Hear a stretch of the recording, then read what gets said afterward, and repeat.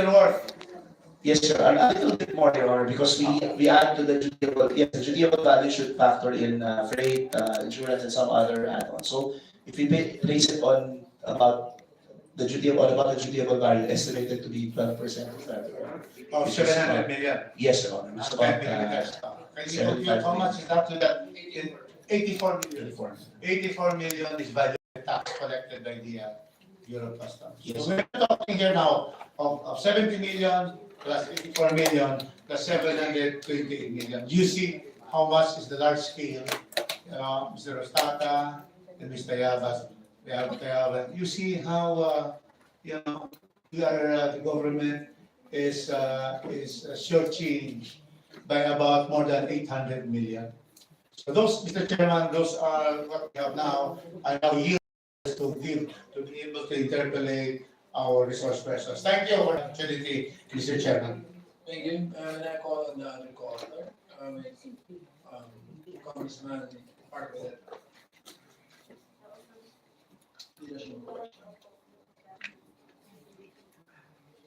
Yield to all. Sabi ko mamaya na pero pinipilit mo. I think, Mr. Chair, Okay, are you opposite minority? Okay, so with due respect to the minority, but since you talk every day in the floor, so you're majority. Thank you so much. Thank you, Mr. Magandang umaga po sa ating lahat. Meron lang po akong clarificatory question with respect to our authors, of course, Kamrupos. In the subject warehouse po, 1.4 million pieces po na e-cigarettes were reported during the inspection, and it's worth 700 million at 500 pesos a piece. On top of the 728 million imposable excise taxes. It is very mind-boggling, nakakahilo po, that a single warehouse can contain a huge volume of e-cigarettes with an equally huge collectible excise tax of 728 million, and yet the BIR only collected 1.8 million or 7 million excess taxes from vape products in 2021. 7 million po excise tax from vape, 2021 po. What do these disparities in numbers tell us? One is that there's a huge black market of vape products thriving out there untaxed.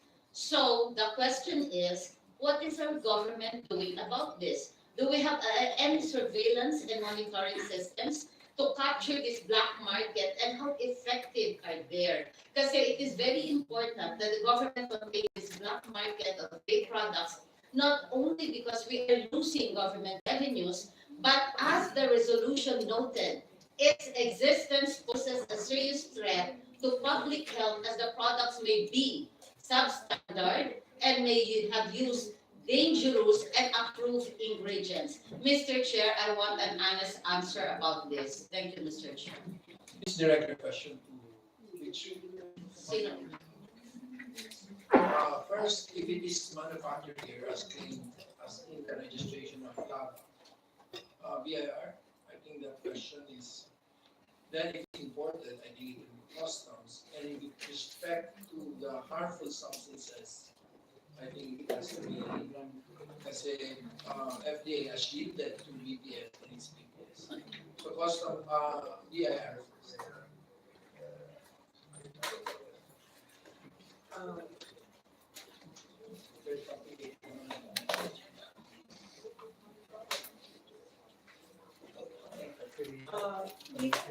We have an assigned, the revenue officer of revenue is assigned on call. Yes, finally. So are you willing to say who is? No, Bakit no? We say no to the committee that it's Your Honor, I'm sorry. I'm not handling the revenue officer of revenue. But you're in charge of sizable Yes. products in the LTPN. Yes, but I'm assigned. So you're not doing your job, you're not in charge, so what? Are you retired? Your Honor, another division is handling the revenue officer of revenues, which is the excise LT field operations division. Ay, yung pumunta dito last time, Yes. asan siya? So your answers are qualified answers as far as the committee is concerned. with regards to the Yes, so you're not in a position to answer. for the revenue officer. Oh my goodness. Pero sa ilalim mo yun, no? No, it's, we're under the umbrella of the excise group. Iba yung, sinimita ka ba namin? Your Honor. Hindi invite. But is there any letter sent to you by this committee that you represent? Formerly, the Because the other representative. one was the proper person, which is really excise tax, LPPX. How come you are here? Are you misrepresenting BIR?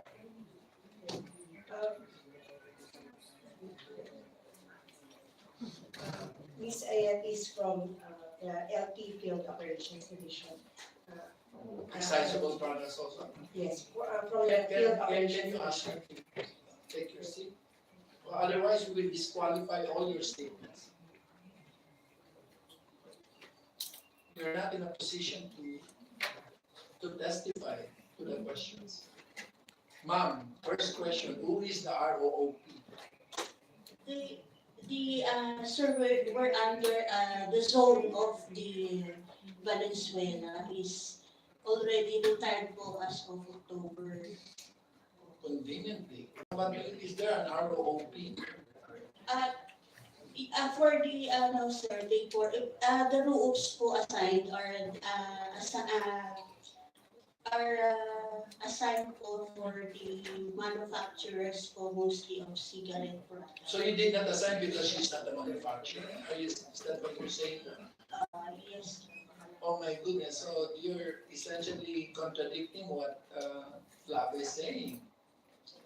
Their registration is manufactured. Yes, yes. So there's no ROP because if they're not a manufacturer. Yes, sir, you're all. So pero release nila sa iyo ang manufacturer, ha? Lang po, as importer lang po yung meron namin. Because we're just monitoring and supervising. As to the registration They're po, not registered with you as importer. meron po silang, sir, permit issued by the Excise and Regulatory Division.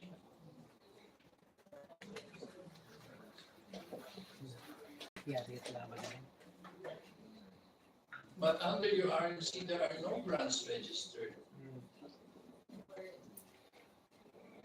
For Flava. Under importing. Alam mo, tumatangling ka. No, the division concerned as to the registration of brands is under the, I have your RMC, and there's nothing here that says that Flava is importing. And therefore, there has to be an ROOP in their manufacturing. Mr. Chair. Can you tell me kung sino mga kapagsalita para sa bagay na to sa bayan? sir, the division chief for the excise and the field operations who monitors and supervises for the establishments. Accessible establishments. Anyway, the answers, so I think we cannot accept your answers. I'm sorry, Your Honor, but I'm only Oo, hindi lang. Para nakita ang nanay eh. Kaya ang bait na yun. So I accept your sorry, but I don't accept your answers. So anyway, yes, Maxine. Mr. Chair, kayo po bakit po earlier nasa monitoring po kayo. Kung nasa monitoring po kayo, ano pong ginagawa ninyo sa surveillance ninyo at monitoring system na nasa black market natin na ang tax po from 728 million, 7 million lang 2021 pa po itong record na ito. So if you are, sorry po with due respect, if you are not in authority po, bakit po kayo ang pinagawa? Kasi po, we need kasi direct questions ay direct answer din po. Kasi po nagtatagal po tayo sa committee. natin dahil mag-holiday, we're still working. Ating share, we are still working because we have a mandate to finish everything bago po mag-holiday, ma'am. Ano pong sagot natin? Doon po sa surveillance and monitoring po. Na nagpa-flat po ang ating market na hindi natin na-monitor, kaya po yung binabayad po sa taxes na 7 million 2021 imbes sa 728 million po, 2023 na po tayo, ma'am.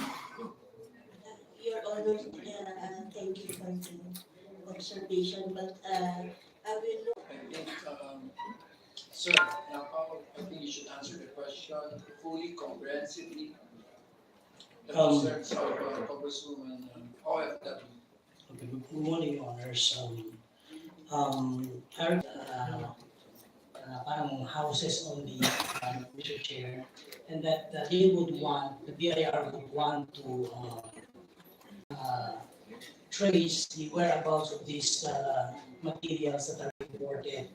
So one of the solutions that was mentioned is that there will be an issuance with respect to requiring an attribute on these trade raw materials. So why don't you just issue that, we are the memorandum circular that you should have a read for the components. I think it's very clear what is missing here. We are discussing the final products. Yan po ang nakuha rin sa warehouse. Pero ang sabi mo, wala kayong e-attribute for components, right? Yes, Your Honor. So Di ba kaya yung that meeting to just issue that it is well within your mandate and powers, and it should be. the issuance of the rules will be done by the BIR. I just have to check with the BIR if this has been already issued. But they really intend to monitor and trace the whereabouts of all these raw materials for vape products, which they're saying that it's been manufactured in different places lang. Alam mo meaning ng sinasabi mo. Merong benzoic acid tapos sinasasat niya. Ganun lang naman kasi manufacturing ito. Pero sinasabi natin na yung benzoic acid at saka yung ang tawag dyan, yung flavoring at saka yung yung vessel, what do you call it? And the delivery device, right?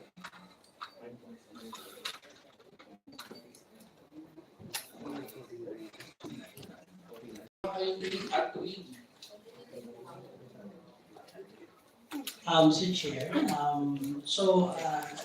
try enough, the BIR already issued that. Or do you want us, RMC. just like Hong Kong, to ban altogether e-cigarettes? Although that will just have a black market. Your Honor, the BIR has already issued the So, nag-issue RMC na pala. declaration. Yes, So, there is Your Honor. It is RMC number 78/2023, which was issued sometime in July 2023. Good. What does it say? It requires the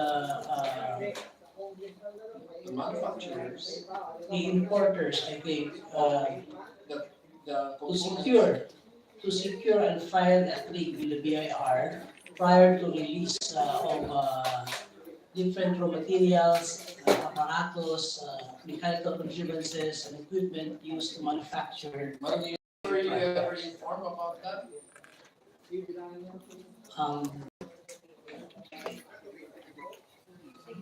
I'll have to check with the Office of the Commissioner, Your Honor, but the BIR is moving out that this was forwarded to the BOC. But then I'll have to check on and I'll get back to you for the details. So in other words, you are now in cognizance that ito si Plava is a registered manufacturer but not a registered importer. But can she import the ingredients? Di ba they should also Because in your, no, they're not an importer. Under your RAC, they're not there. RAC, RAC 93, 2023. Based on the record of BIR, as of March 16, 2024, manufacturer, a holder of ROP. yes. And second, they a permit as importer of vapor product. So magklase listahan ninyo. Um, the product that they are registering are mostly as manufacturer. They manufacture the product. That's why, Nakalagay mo, no brands registered. yes, as importer. Ano ba yan? Uh, Tingnan ko sa inyo. Based on their the labeling, the labels that they are registering, it's manufactured by Flava Corporation, but no, under oath, they submit a sworn declaration for that. Eh, ano sasagot mo Declaration. yung nakuha dun sa warehouse? Manufactured by Flavor. Opo, even po dun sa kanilang mga produkto, kung titingnan niyo po yung produkto, it's manufactured by. Magsinag ko na nga ulit. Mr. Chair, anyway, I think the question earlier, we cannot have a very good answer. So now naman po, I'll just move on to my next clarification. Okay. Alright. On the aspect naman po of recovering the lost government revenues from tax evasion, I would like to note that under Section 263 of the National Internal Revenue Code, if found liable for tax evasion, the excise tax due is imposed on an additional fine of not less than 10 times the amount of the excise tax due, but not more than 50 million. This means that a more aggressive campaign against taxpayers and their successful prosecution or settlement of their cases could really result to higher government revenues. With respect to e-cigarettes and vape products, how many smugglers and tax evaders on these products have been apprehended and prosecuted, or those cases that have been settled from the time of the passage of the vape regulation law? How much revenues na po ang excise taxes at fines na nakolekta na po natin from these cases? Sino po ba ang pwede makakasagot nito? Thank you, Mr. Chair. Customs? This the first, no? Yes, Your Honor. Your Honor will come up with that data and submit to your honorable office. But initially, I can say that the Bureau of Customs has had several operations and apprehensions on e-cigarettes and vape products, especially those that are not registered and were declared on various ports. And we're continuously guarding against these illicit products. In fact, part of our operations is the monitoring of warehouses outside custom zone and applying the visitorial powers of the commissioner to check if these warehouses do contain smuggled vape products. But on statistics and data, Your Your Honor, visitorial powers include whether they are imported or not, right? Not just because they're smuggled.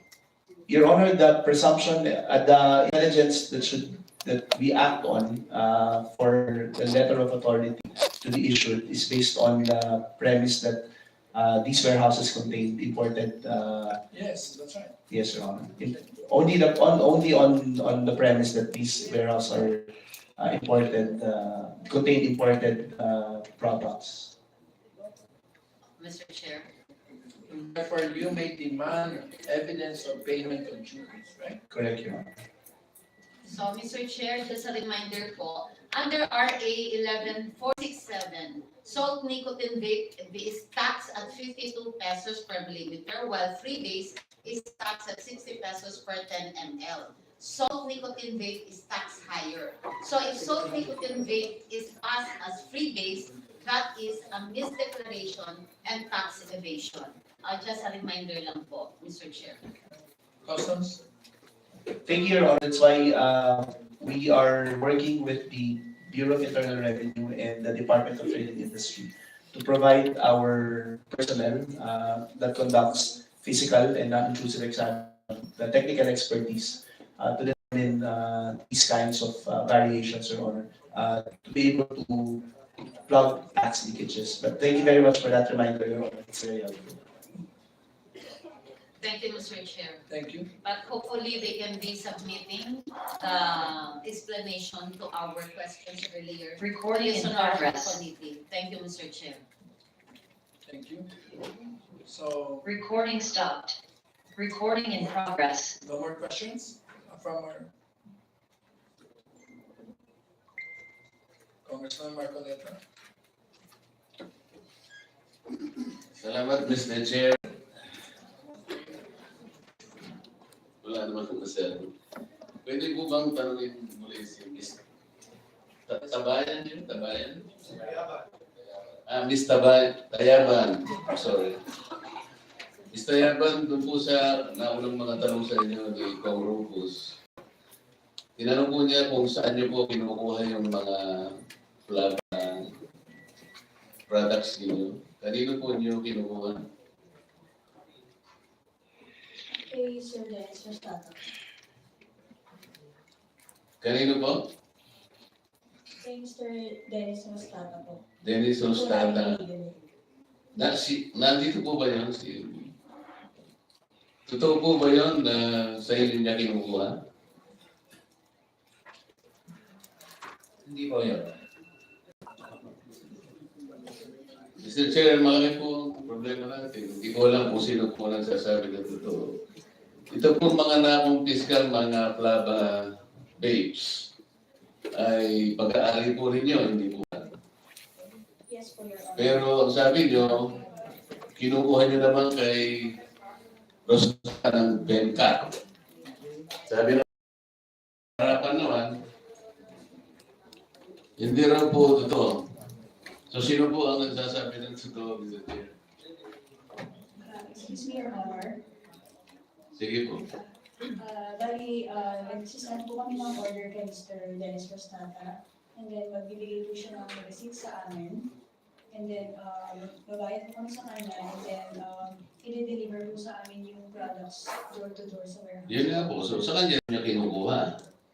Sa kanya kayo nakikipag-deal. Sa kanya kayo nakikipag-transact. Hindi po ba? Ngayon, itinatanggi naman po niya na hindi po nanggagaling sa kanya. Yung pong Bureau of Customs na nakahuli po nung nag-raid po, sino po ba talaga ang pinanggalingan po ng mga flava products na pinag-uusapan po natin yan? Your Honor, the Bureau of Customs still doing its backtracking investigation on this. Wala po kasing sinabit sa amin yung nag-claim na may-ari ng mga vape products ng any import documents. So, wala rin po kami nakitang any import documents dun sa loob ng warehouse. So, kaya nga pinapressure muna namin siyang smuggle. So now we're doing a backtracking investigation on kung saan po possible na lumabas po mga to at kung ano po yung scheme na ginamit. So, Mr. Chair, ang sabi po ninyo, Tayaban, sila po ang may-ari ng mga products. Mr. Bureau of Customs, bakit hindi mo ma-determine ngayon kung saan nanggaling, isa lang sila naman ang may-ari? Sir, wala po kasi silang pinresent na import documents and they're also claiming that they did not import the items. Sinasabi mo nila si Dencat, but Dencat, sir, hindi naman, pareho po silang hindi accredited importer ng Bureau of Customs. So, Mr. Chair, maliwanag po na kahit na sinasabi ni Mr. Yaban na sila po ang may-ari at siya po ay nagsasabi na binili niya naman kay Mr. Rostata. Sabi naman ni Rostata, hindi naman po totoo yun. Wala po talagang may-ari. Ano po ngayon ang status nito kung yung mga nasakote po ninyo mga produkto, wala naman talagang may-ari? Pwede ba natin kunin na yun? Sa atin na lang po yan? Sir, may forfeiture order na po kami, sir. Oo nga. Kasi sa ngayon, lumilitaw, walang may-ari, di ba? Kahit na aminin pa ni Mr. Eva na silang may-ari, wala po kayong dokumentong sinabit na papatibay na kayo po ang may-ari. Maliwanag po yun. At yung natanggihan naman ni Rostata na sa kanya po nanggaling yun, wala po kayong magagawa sapagkat wala naman kayong mapipresenta sa kanya siguro sa committee ito na talagang binili niyo sa kanya. Kaya malinaw po ngayon na yung mga produktong yan ay wala na pong may-ari.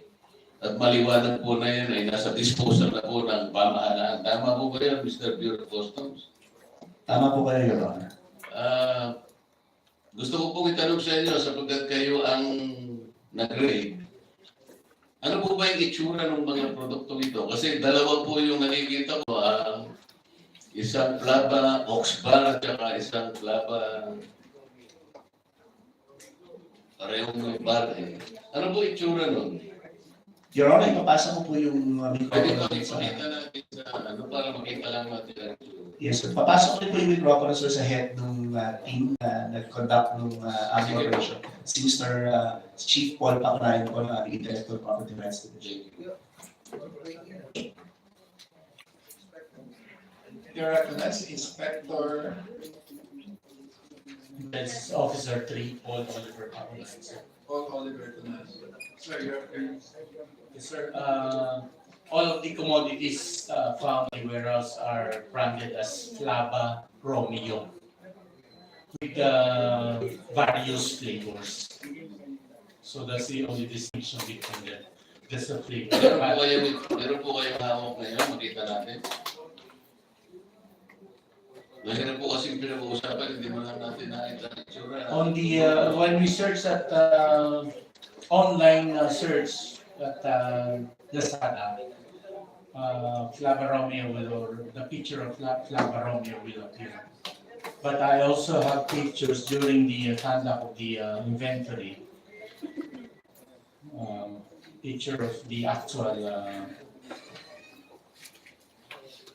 goods. Kasi po, Mr. Chair, kaya natin tinatanong ito, kami dalawa po ni Kong Rufus, pala kami co-authors ng ating Republic Act 1100. I believe we have installed several measures in order to protect especially the minors na hindi po access yan. Ang isa po dyan, kaya gusto namin makita kung anong itsura niya. The law prohibits the sale of these PNLPs which are marketed or labeled or packaged with yung mga flavors po which are very appealing to minors. Yun po yung pinaka-importante doon. As a matter of fact, even the consumer communications of these products, Mr. Chair, meron po prohibition about the use of yung mga cartoons, yung mga candy bars, even desserts. That's exactly. Kasi kung ito po lahat ay nandyan at itong Flava importers na yan, kung sino po yung nagdadala niya, they are violating several provisions of RA 11900. Tsaka yung manner po ng kanilang pagpo-promote, yung pag-advertise, nakalagay din po sa maraming sections ng RA 11900. Basta bayan, alam mo ba na pati nga yung points of sale, establishments, no? Offering or selling or distributing DNLPs ay kailangan nakapost. There is statement in clear and categorical manner that these products are illegal. Yung at saka yung substance ay nakalagay din doon na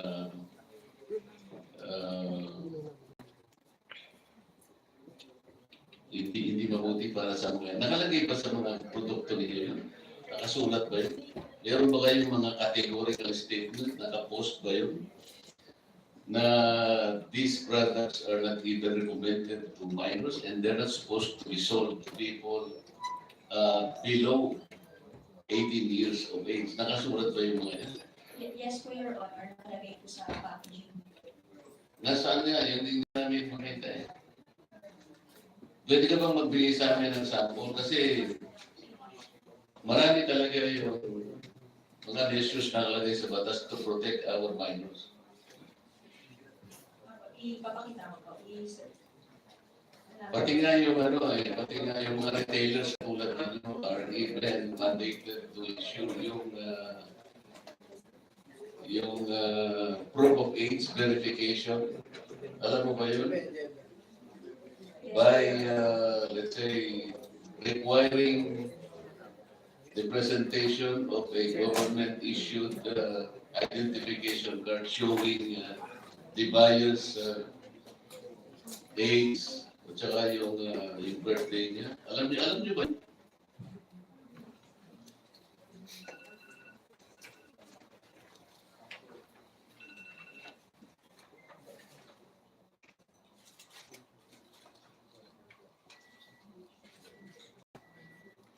I don't think, Mr. Chair, these people even understand or are even conscious about Republic Act 11900. Meron bang piniprescribe na graphics Excuse me. health warning and Bayan? Do you know Yes that? po, Your Honor, nakalagay po sa packaging yung graphic health warning. Nandun din po sa packaging yung...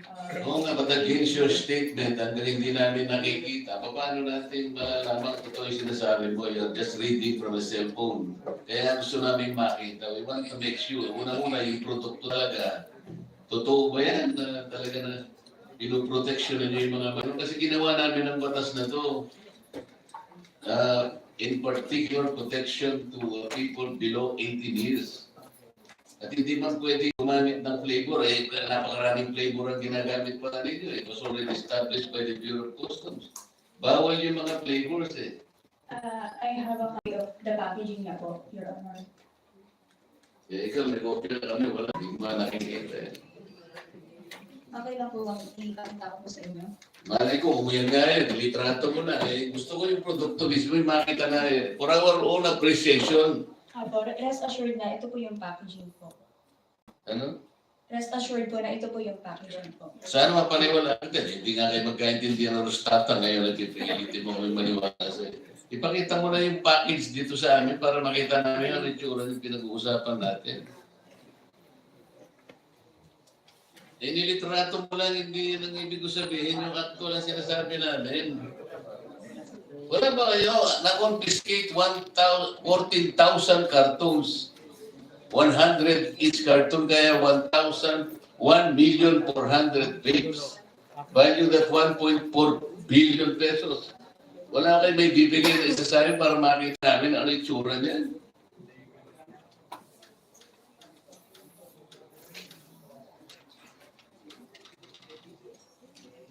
Hindi po ba yung hindi pa babayad ng excise tax or yung possession ng ganitong mga products, ano na yung penalty natin? It's between parang the payment of fine between 10 to 20 million pesos and imprisonment of between 10 to 12 years. Tama ba yan? Kung hindi ako nagkakamali sa ating NIRC. Yes, Your Honor. Section 263 of the National Internal Revenue Code. Yes, so mabigat na kaparusahan ito. Between 10 to 12 years of imprisonment. Hindi po biro-biro itong pinag-uusapan natin ngayon. Kaya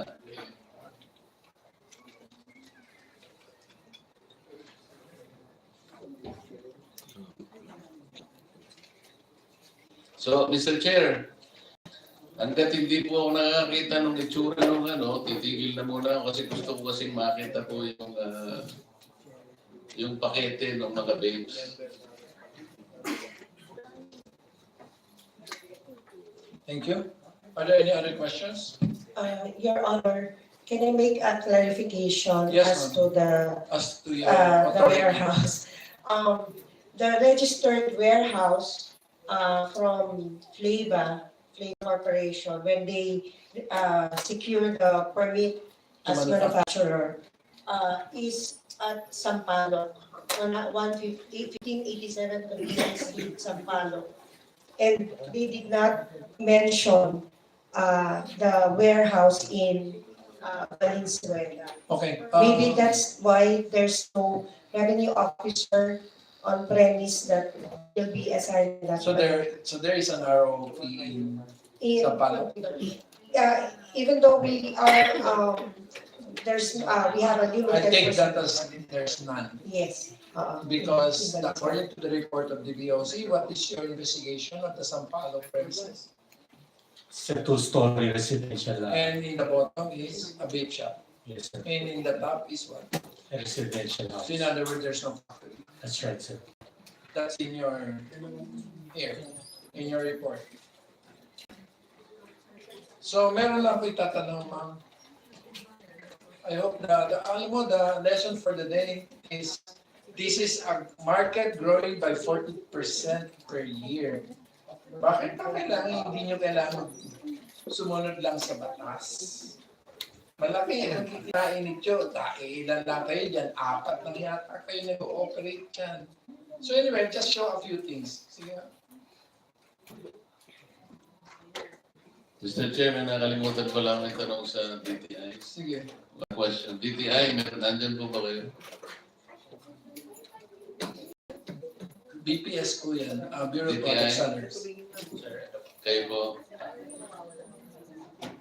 What is your responsibility under Section 19 of Republic Act 11900 in regard to the subject of our inquiry? Section 19.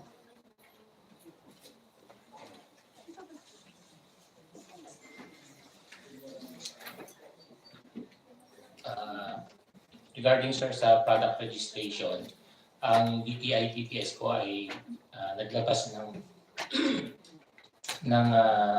Department Administrative Order specifying requiring importers and manufacturers to undergo product certification schemes.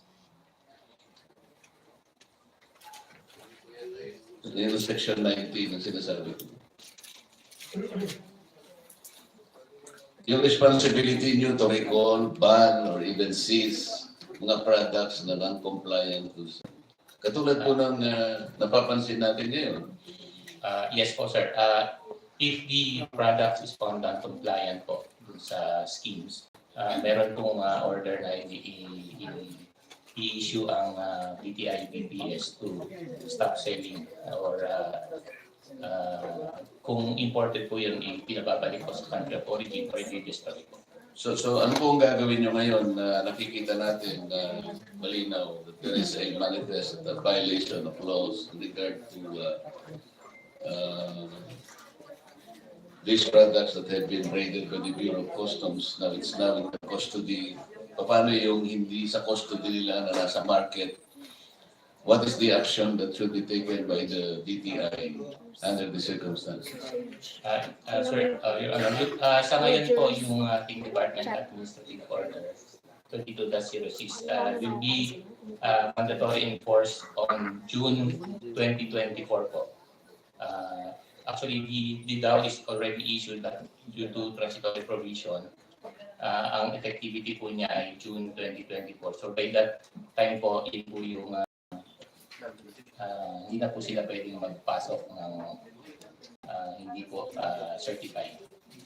So what will you do with the company that is responsible in bringing these products? Kakasuhan po yan according po doon sa law. So ano, paano niyo ipo-process ang pagkakaso sa kanila? Gusto ko lang... Ang DTI po, meron po kaming bureau, yung Fair Trade Enforcement Bureau. Sila po yung in charge sa market monitoring. Kung nakita po na merong non-compliant o substandard sa market, nag-i-issue po sila first ng show cause order and then nagtutuloy po yan kung hindi po nila ma-justify. Nagtutuloy po yan sa kaso. Thank you, Mr. Chair. Thank you. No, just to para lang mga kompleto din alcohol. Let me show the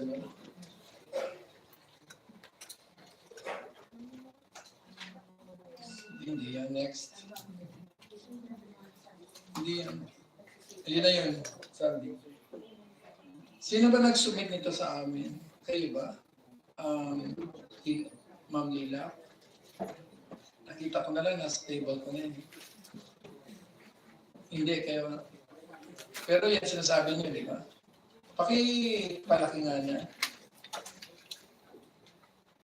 Kayo ba? Yes, for your honor. Okay. Sinearch namin yan ha. Ito yung kanyang opisina. Next. Yan ang opisina niya. Pakibaba nga ng picture na yan. Nasa ilalim ko ng tulay. Diyan po pinanotarize, your honor. Kaya, so, pinanotaryo pa. Ang dami-dami mong abogado. Ba't hindi na lang dyan? Next. Pero, pinadala niyo kami nito. Ito yung kanyang, Proof po na nandito po siya sa Philippines and also yung nasa passport Pilipinas ba yan? niya. Yes po, because last week, Ba't wala yung abogado sa tabi nung nagnotaryo?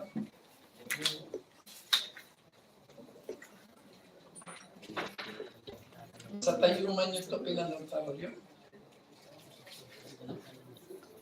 Usually, ang mga Chinese nagpipirma, meron yan yung sa tabi ng signature nila, yung parang kulay pula. Bakit wala? Pakibalik nga dun sa dati. Yan. Saka mukhang ano lang siya eh, hindi man siya signature. Ano siya? Sabi nga kanina ni ng abogado sa tabi ko, di company nila. And I will not take it against you. All I'm saying is that let's pin down the truth. Okay, next. last week po kasi nandito po si Mr. Shili Chow dahil may big event. Kaya nandito po siya sa Philippines. And kinausap po niya yung legal counsel namin regarding dito sa matter na ito. Kaya nakapag-provide po kami ng affidavit and napanotaryo po namin. Okay, may video pa yan, no? Yes po. Pero wala yung abogado. Okay lang. It's not criminal. Anyway, next. Ito ay top king. Ang billing ay sa'yo. Ang top king, according to their Facebook account, next, is the specialized in importing from China. So bakit kayo ang binibig ng top king? Kung hindi kayo ang importer. Wow. This is the bill of top king. Sino sila? O kayo pa nag-submit ito eh.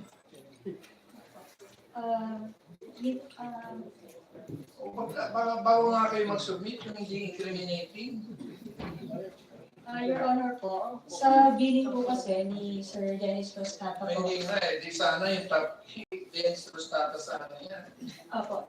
May binakita ka sa akin galing kay Dennis, pero ang firma, tapos ang amount is so small, it doesn't even, for a very large consignment, it's only what, 236,000. Million na. Bali, sa billing po kasi minsan kasama na po yung shipping fee and upon instruction po ni Mr.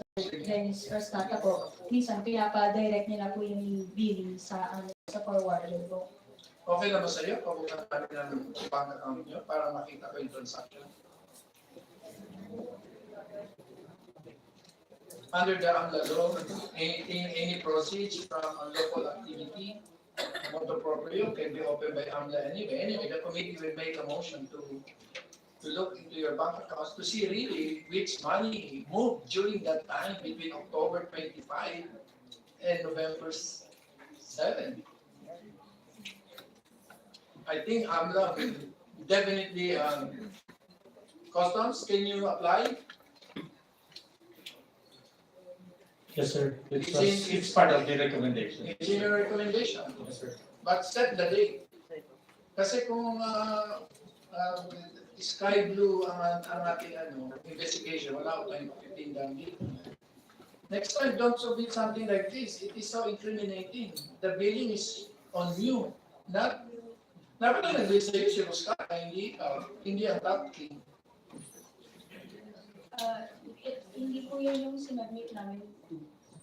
Ay, galing to sa customs report. So, ibig sabihin, sabi dito, si Top King, kayo ang binibiling for $5.3 million. And it is a certified It's a certified true copy with your signature. I don't know, what will I do with you? But don't take these committee hearings frivolously. We also study our lessons. It's very clear to me that you are the importer, not them. Probably he is a facilitator for all I care. Because a facilitator of a transaction is very different from the importer. You are the importer and you say you own it. So you bought it. Binili mo. Hindi po. We have pro forma, ano po yan, Your Honor, pakilipit na po. Binili mo ba ito? Di ba nagbayad ka? Ako nagbayad po kami kay Mr. Dennis Restano po. So, I hereby ask customs to please proceed with your proceedings. Mr. Chairman, you stated that you have documents to show that you purchased this from Mr. Rostata or Delcat. Yes po. Do you have that in your possession now?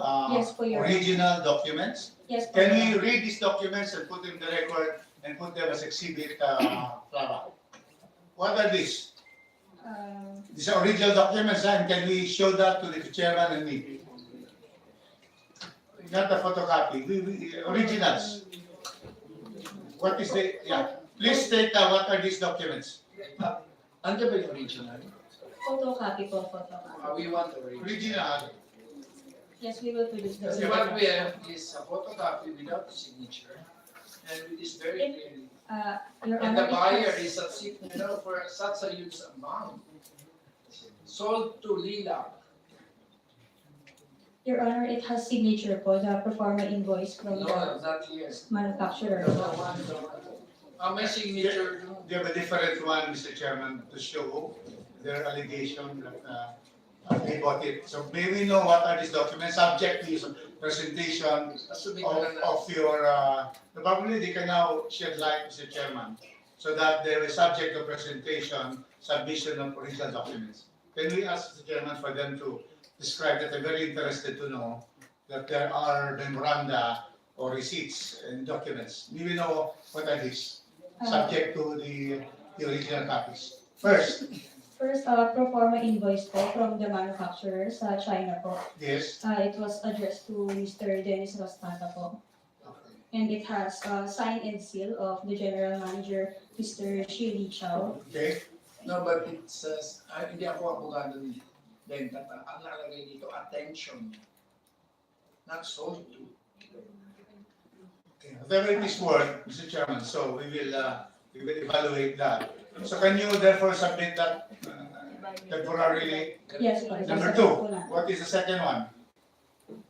Aside from the Shandong to Dencat, what are the other documents to show that you bought it? That is just a statement, it is a memorandum of the consignment. How about your purchase from Dencat, if you have any document?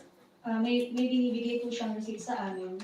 Okay, can you mention the receipt? How much and who signed the receipt? Wala pong sign ni Mr. Dennis Rostata, but it's under my name po, Lina po. Like, it's under Delta Trading po yung receipt. Okay, what did it say? What did it say there? Delta Trading, 427 Bulacan Street, Gagalangan, Manila, consignment receipt, delivered to Lina. How much? What is the volume and what is the amount? The quantity is 1.5 million pieces and Romeo, flavor Romeo po yung nakalagay na item. May amount ba? Ako, may amount po. The total is 314 million pesos. And we paid the deposit 78 million to Mr. Dennis Rostata po. If you have original documents on that, submit that in the next hearing. What else? What else do you have? We also have conversation with Mr. Dennis Rostata. How is that recorded? Yes. The conversation. You cannot tape screenshot. conversations. Huh? By messenger screenshot po. Screenshot. Wait, we can authenticate that to them. Okay, so what does it say there? Bali, si Mr. Rostata po yung nagbibigay sa amin ng receipt. And then, once na mag-issue po siya sa amin ng receipt, at sa kanya din po kami nagbabayad. Yung deposit, So, okay. In total, how much have you paid on this transaction to Mr. Rafata? we paid 78 million pesos for the deposit po. 78 million. The deposit. Pero bakit nakalagay unit price 3 pesos and 50 centavos? Ano po yun? US dollar po yung pricing niya. Pwede ba yun sa Pilipinas? Well, it can be placed there, Mr. Chairman, but the payment will have to be Philippine pesos. No, pesos yung iba eh. 350 unit price, tapos pesos. Can you explain that? Yeah, we have here. Yes po. Submission niya ito eh. No, yun, lahat naman pinag-usapan, submission niya eh. Ayan po, nakalagay po dyan sa receipt na 3.50. Tapos meron pong nakalagay na at 57. So 3.50 times 57 po, kaya siya nagiging 204. exchange rate po yung 57. 24 pesos. Yes. 24 pesos. What else aside from that messenger, capture, what do you have still have? Yung bank deposit slip po ng proof of payment. Oh, you have that? Okay. What is that? To which bank and how much? BDO po. Video, how much did you deposit? 168 billion pesos po. Oh, 168 million. Do you have the original of the deposit slip? As of now, hindi ko po dala, pero we will... Oh yeah, submit everything at least on before December 19. And what else do you have to show proof that you purchased it from Venkat? Ayun po, yung performance invoice po. Yun na, nasabi ka na. Okay, so we end. Yung Mr. Chairman, affidavit.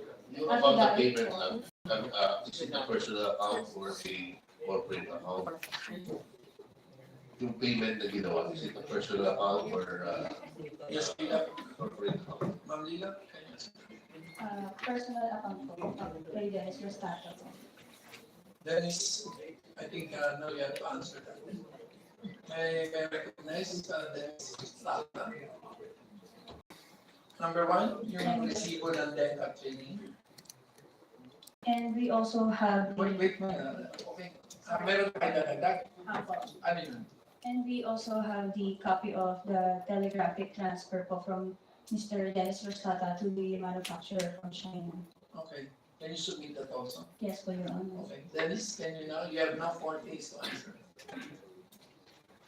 First is the DECA training consignment receipt.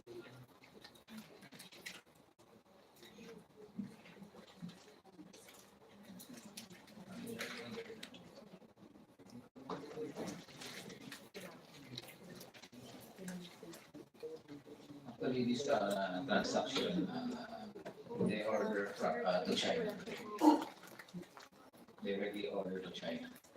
Tapos, And then, excuse me for a minute.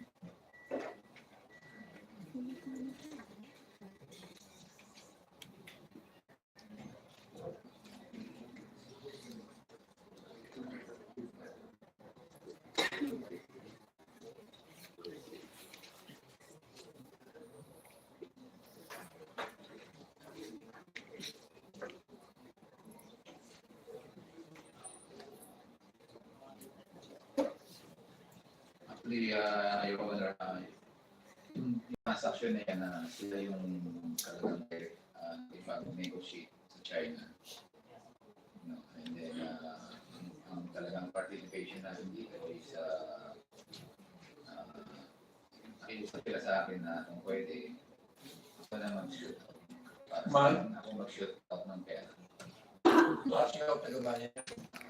Yun, parang pera nila, instead na directly nila rin. So, kumita ka.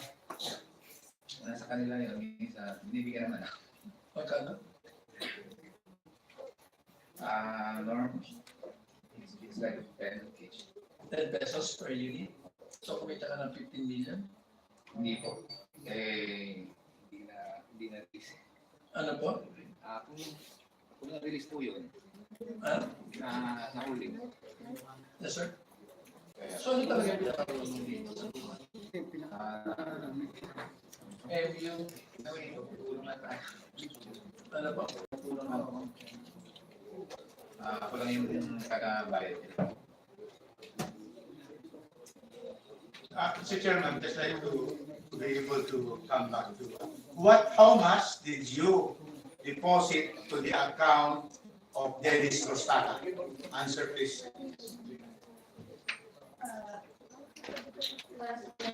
78 million pesos po yung deposit namin to Mr. Dennis To Rosata. his account. To his account. Okay. Would you list that you received the 78 million or you received 78 million? I need to check I move, Mr. Chairman, that Mr. Rostata be included AMLA by the Bureau of Trustees. This is 78 million. So not only Plava, but also the Dennis Rostata AMLA should be applied to him. There's a delegation, and this is a system of smuggling and payment of cost of duty, the payment of excise, and so on and so forth. So we would like, I move that customs request AMLA to also open the account of Mr. Sutata, who allegedly has received, yes, we will recognize you, but we just be finished. So 78 million for this transaction was deposited in this account, correct?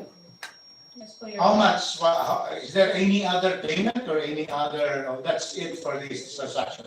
That's it. 78 million, okay, thank you. Yes, Ito na lang, yung ano mo ng ano, sa kay Li Xiao is August 30. But you said this convo is July 24. So how can so much time elapse? Yung invoice is June, August 30. And then you're supposed video payment is July 24. So we're not a trier of facts here. We will sort out the documents. Po. Pero may time po talaga na mag-aantay kasi Where do you really attest to the veracity of the Li Xiao affidavit? yes po. Can you produce him today? Gaano po? Today, can you produce him today? Yes po. Yes po, Your Honor. Where is he? Si Li Xiao po. Yes, where is he? He's in China right now. So Umuwi. umuwi lang siya dito para pumirma nito. Hindi po. Last week po kasi merong vape event. Kaya po siya Ano yan? nandito. Vape event po. Di ba bawal yan? You're not supposed to promote? Hindi. Yes, it's in Republic Act 11900. present here today, a representative of the Vape Association. Can we hear from him about if you sponsor this vape event? And what is your organization about? Can you therefore identify yourself? Yes, Your Honor. May I please read a very short statement from our association. Good morning, Honorable Chairperson Joey Salceda and members of the House Committee on Ways and Means, fellow stakeholders and concerned citizens. I'm Joey Dulay, President of the Philippine E-Cigarette Industry Association. We commend the Bureau of Customs and the involved law enforcement agencies for the seizure of the illicit vape products on October 27, 2023. Rest assured that PCA supports the government's fight against all forms of illicit trade. We encourage all stakeholders to faithfully adhere to the provisions of the law to avoid violations and enforcement actions. Is she a member? No, Your Honor. Lama? Flava is not a member. Legma? That used to be a member, but on October, I think October 20, Become a very 2022. powerful man, sir, because by 2027, you'll be almost 60% of the total tobacco market. Your Honor, I can only speak for our association. How many members do you have? We count as businesses, so we have around 300 individual businesses. But Yung mga vape shops, is Yes, Your Honor. there a network of vape shops? Which is the largest vape shop network? I don't have the data with me right now, but I have Offhand. an estimate maybe the biggest is a company who has 100. Who is that? It's LG Corporation, I think. LG? Yes. Sino may-ari? Lighters Galore. Lighters Galore.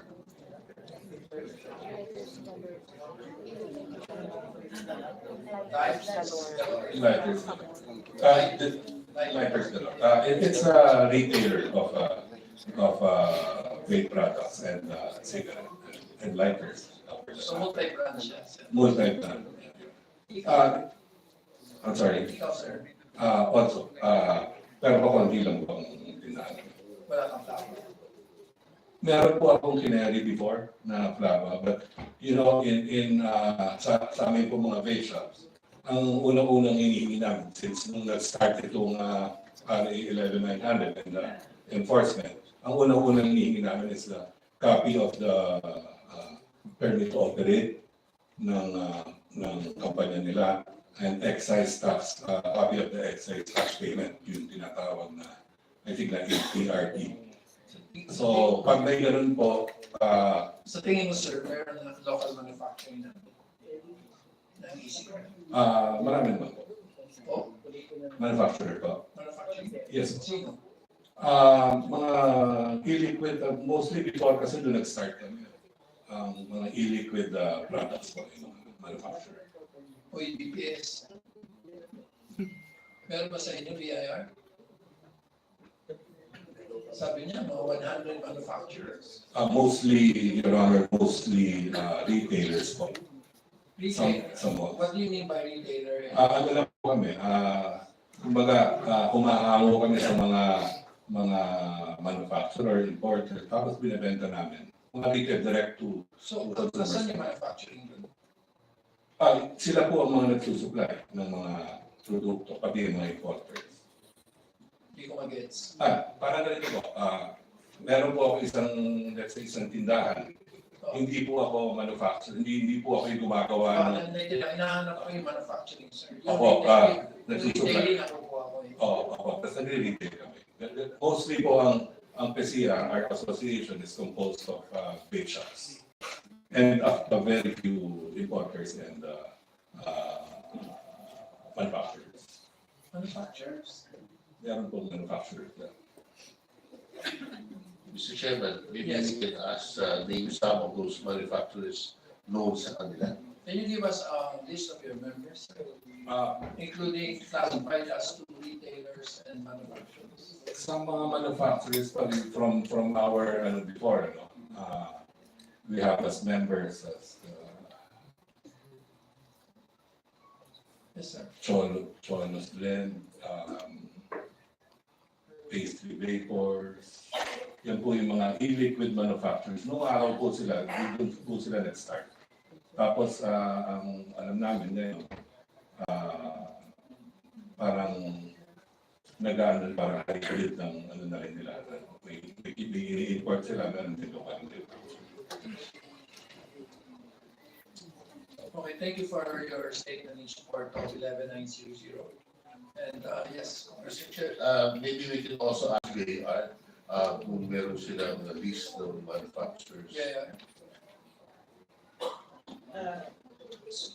Your Honor, we will provide the list of the manufacturers. Mahilan na yan. Around mga 7 or 9, I think. 7 or 9 burden stocks showing sa daan. So there are at least 93 unlisted, unregistered manufacturers.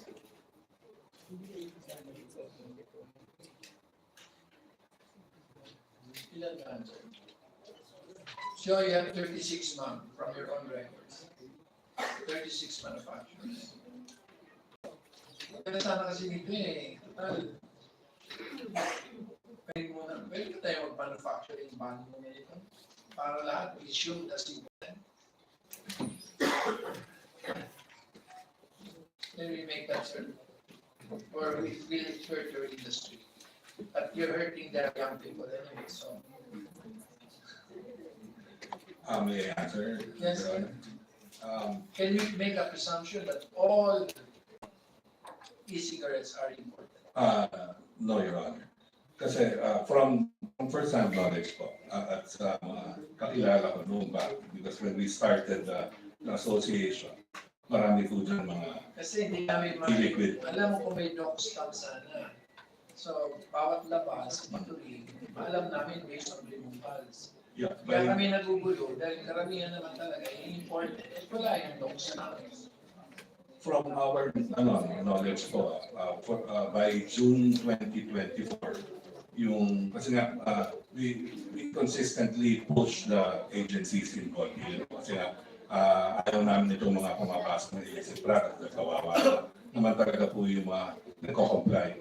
Since nung kami nagsimula sa association, wala pa pong batas, kami po ay we were for self-regulation. Kaya po, nung nagkaroon ng batas, kami naman po ang talagang dinidiin namin ngayon is compliance is the key to the, Yes, the the market is industry. growing very fast. I'm telling you that you will be half from 107 billion, you'll be like 500 billion in 5 years. So what I'm saying here is there's got to be some way. Palike naman ng ating live, palike lang po siya. Manis, dual marking, kumbaga sa sigarilyo, dog stamps, sa liquor, yung lahat ng size ko, kayo lang ang wala eh. Ano ang proposal mo? By June, from the BIR, kami po ay nakikipag-usap madalas po sa BIR, sa DTI at sa customs po, para dito sa regulation. By June 2024, lahat po ng mga produkto ng paper products, magkakaroon na po ng tax stamps. Kaya ito po yung talagang binus namin, talagang minamadali namin, para po mas madali po yung enforcement ng agencies involved. Pag may tax stamp, makikita nila agad. Pag walang tax stamp, malamang illicit na produkto po ito. So anyway, yung bilang mo ba, kasi Laba is a manufacturer of 70 brands based on BIR. Each on your record na. Yes. Your Honor, we have this. So may karapatan sila magsabi na kaso wala ang EA3 pagdating po sa components of ingredients. So walang EA3 pag sila nag-import. With regards to the importation, if they are registered importers, Hindi nga sila registered importer. So saan papasok yung EA3 nila? Pero do you have a proposal ready for a dog stamp system for yes, Your for Honor. local manufacturing? What about imported? Yes, Your Honor. We have this revenue memorandum circular 105, 2023, wherein it's more of a fixture of the stamps for the vapor products. Actually, we had this briefing already with the different manufacturers and importers of the vapor products for the implementation of a fixture of these stamps for vapor products. Okay. Laba, alam mo, mas maganda yung pag-usapan. Itong invoice nyo, sabi, ito, 330. Tapos yung consignment mo, sabi mo, 350. So kung ikita na, ito na tama ko sabi, looks like binibigyan ng 20, ng 10 pesos and 10 charge for this transaction. Kasi there's a difference between the same transaction, all coming from you. This is your invoice, this is your consignment, and this is your invoice. Kung ito galing sa'yo. So, ito 330, yung isa 350. So, kumikita na sa piso ang Sa usapan na po yun ni Mr. Hindi po. Sa usapan po yun ni Mr. Dennis Paano Rosata. ikaw so, usapan nila at saka ni Yes po. Binibigay lang po namin din kay Mr. Dennis Rosata po. So kung ano po yung deal sa amin ni Mr. Dennis Rosata, yun po yung binabayaran namin sa kanya. Yung pricing po ng manufacturer sa China sa kanya is hindi po namin alam. Bali nalaman lang po namin yung hiningi po namin yung performa invoice po. Ganito, magkaibigan na nag-cut niya ba kayo dalawa? Ganun eh. Okay kayo sa pag binibigay mo kasi sa dokumento, okay yun, tapos bigla kayo nag-cut niya, tapos ngayon, ikaw, sa'yo nahuli. So ikaw mananagot sa gusto. Pero yung Idadamay mo ba siya? O gusto mo na siya lang? Pero Flavor did not really import the products. We really got it to Mr. Dennis Rostata. So, at this point, I think we have enough data to share. And first, I would like to commend Customs for establishing. Mr. Chair. Yes. Just one question. Yeah. Ang question ko lang, kasi ang question ko lang, bakit ang tanong hindi pa lumalabas yung reporter? Sino ba? Who determines the reporter?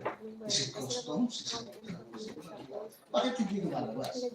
Kasi nagtuturuan, ang hirap naman ito yung posisyon natin na nakikinig lang tayo for this time.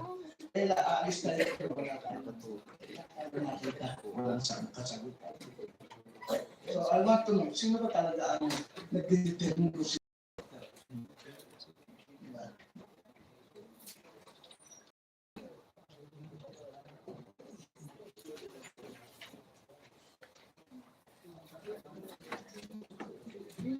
Customs, you are the only proper person here.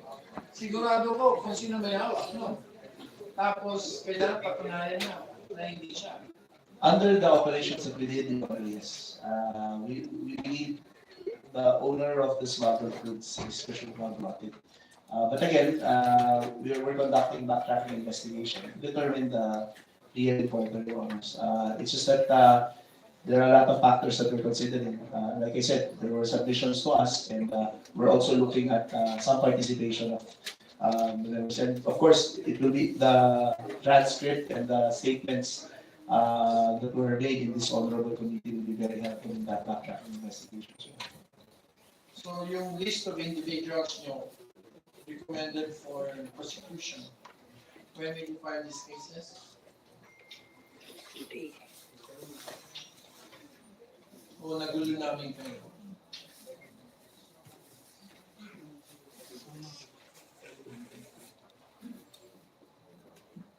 Your Honor, if we can wait for, I don't know how many more hearings would it take for this.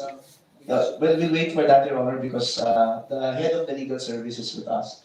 And he's planning to present as part of our pieces of evidence to some statements that were made here in this hearing, Your Honor. So we would wait for the complete transcript of stenographic notes for this hearing and some statements that were made under oath for us to be able to use it in filing our cases and making those cases strong.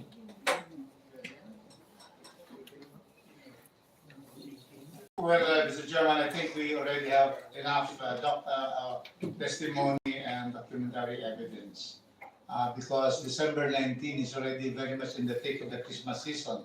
I know the chairman would like to work even up to December 25, but I was talking to the council and everybody. I believe we can proceed already, Mr. Chairman, with our recommendation because I strongly feel that there are responsible people here. So that our recommendation will now be part of the filing of the customs and also the BIR. We have to bring them to court so that there they can present everything. But prima facie, there are now evidences that there are people responsible for importation and for non-payment of customs duties and also excise tax evasion.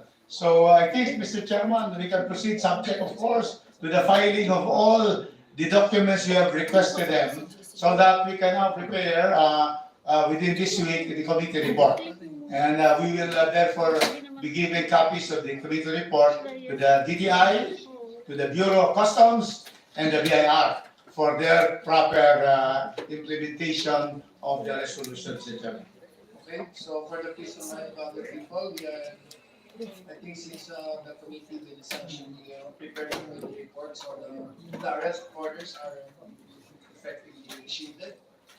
So you can have your Christmas with your loved ones. And we have made instructions to customs to proceed and ETS.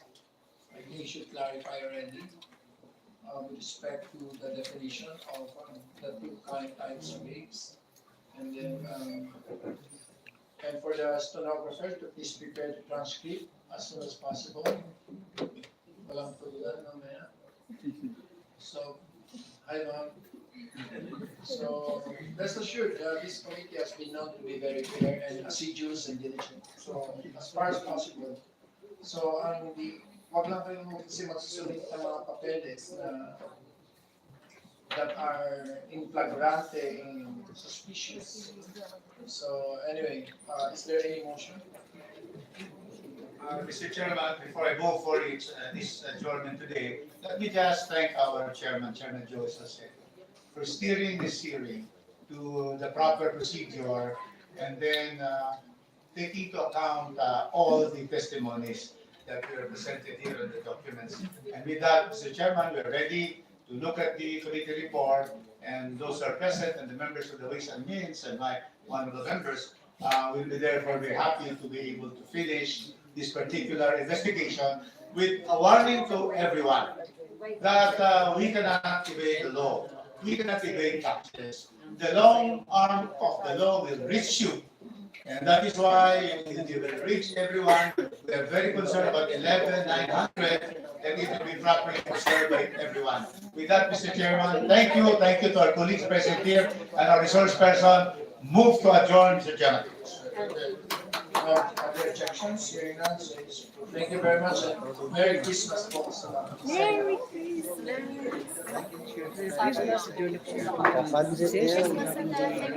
Ayan po, tapos na po yung session at Merry Christmas sa ating lahat at God bless at like na lang at pakishare sa live natin yan dahil marami pong mga natutunan tayo dito. God bless at ingat po tayo palagi.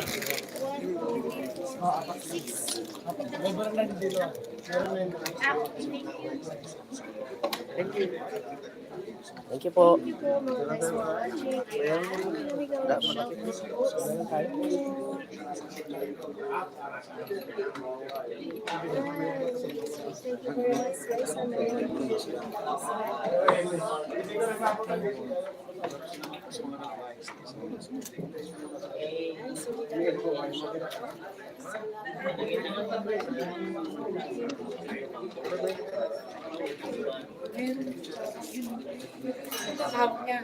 Ano sabi ko? Oh.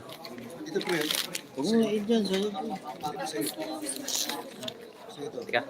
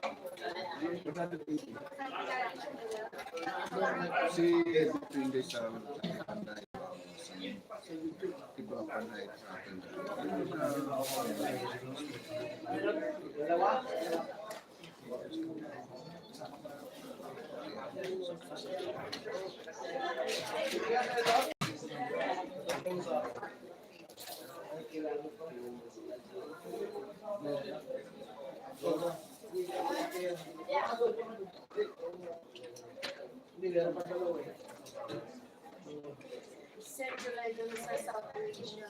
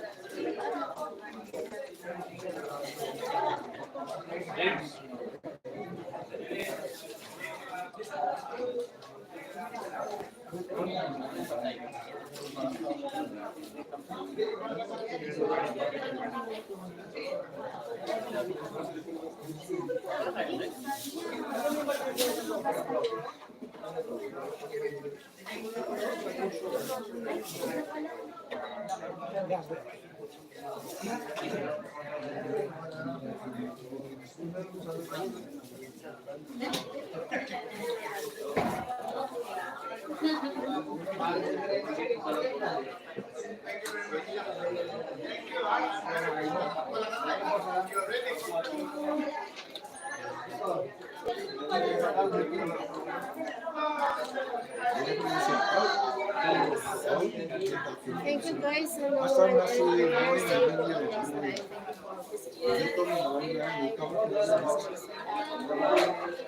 I see you for a while. Next live.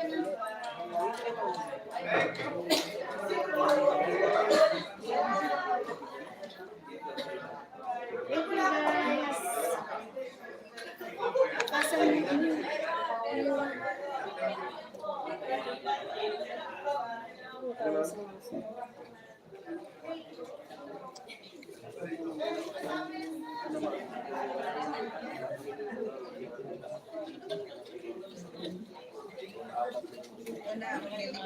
Iniwan ang mga gamit.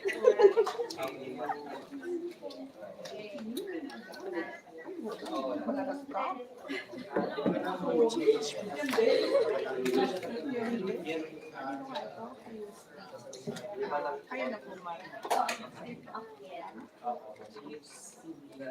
Hindi naman medyo.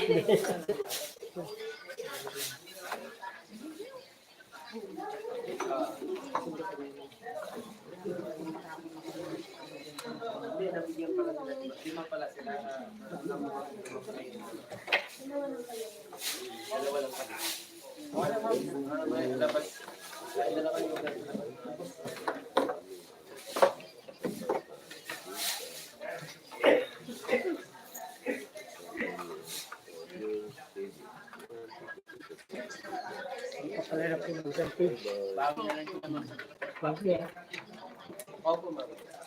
Opo, ma'am.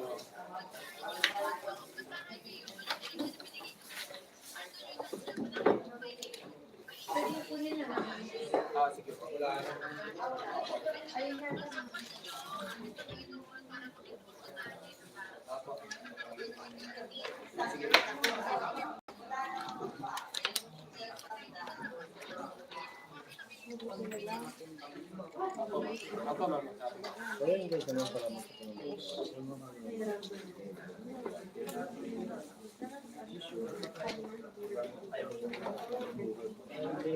Saan pa? Bali wala na ano? Oo, kasi ito na. Buti naman.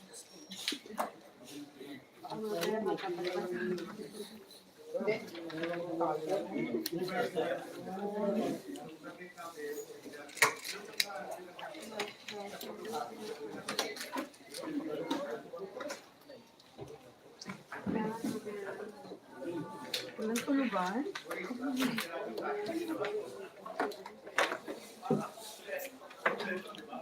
Ayan po mga kababayan, ano, mamaya-maya ay live ulit tayo sa taas at lilipat tayo ng isang room para sa ibang hearing uli at doon na ulit tayo magkita-kita. God bless at I love you with all my heart.